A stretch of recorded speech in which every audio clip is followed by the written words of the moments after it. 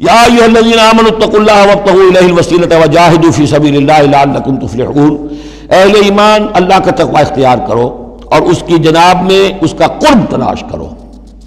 اس لفظ نے بھی کافی لوگوں کو پریشان کیا ہے۔ وسیلے کا لفظ اردو میں آتا ہے تو ذریعے کے معنی میں آتا ہے، وسیلہ ذریعہ، کسی تک پہنچنے کا ذریعہ، سفارش کے لیے کسی کو وسیلہ بنا لیا، کسی کو ذریعہ بنا لیا۔ عربی میں وسیلہ کے یہ معنی نہیں ہے، عربی میں وسیلے کے معنی قرب ہے صرف۔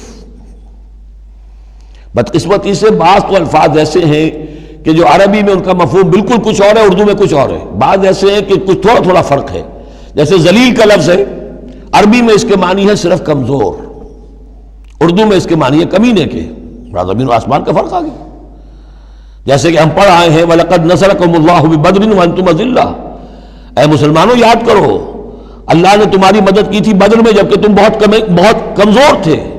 اب اگر وہاں ذلیل کا ترجمہ اردو والا کر دیا جائے تو پھر ہمارے ایمان کے لالے پڑ جائیں گے۔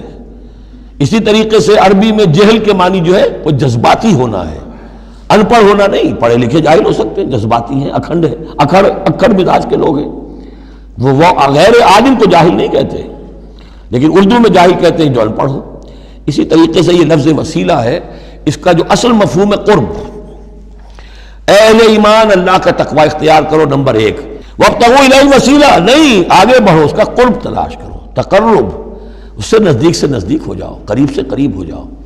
لیکن اس تقرب کا ذریعہ کیا ہوگا؟ وجاہدوا فی سبیلہ لعلکم تفلحون، اس کی راہ میں جہاد کرو تاکہ تم فلاح پاؤ۔ اس سے بات بالکل کھل گئی۔ تقوی اور تقرب اللہ کے لیے جہاد۔ تقوی شرط لازم ہے، پہلے تو یہ کہ جو حرام چیزیں ان سے آپ بچیں، جن چیزوں سے روک دیا گیا ہے ان سے رک جائیں، اور اللہ کی نافرمانی جو ہے اس سے باز آ جائیں۔ اب اس کے بعد اس کی طرف آگے بڑھنا چاہتے ہیں، تقرب حاصل کرنا چاہتے ہیں، اس کی راہ میں جہاد کیجیے۔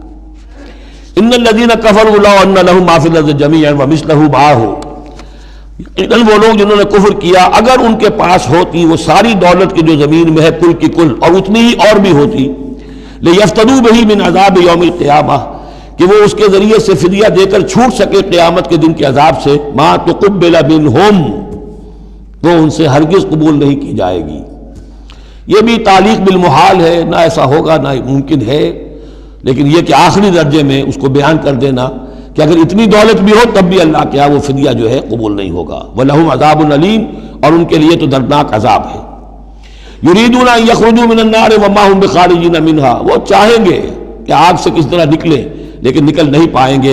وَلَهُمْ عَذَابٌ مُقِيمٌ، اور ان کے لیے ہوگا قائم رہنے والا عذاب، مسلسل، دائم اور قائم۔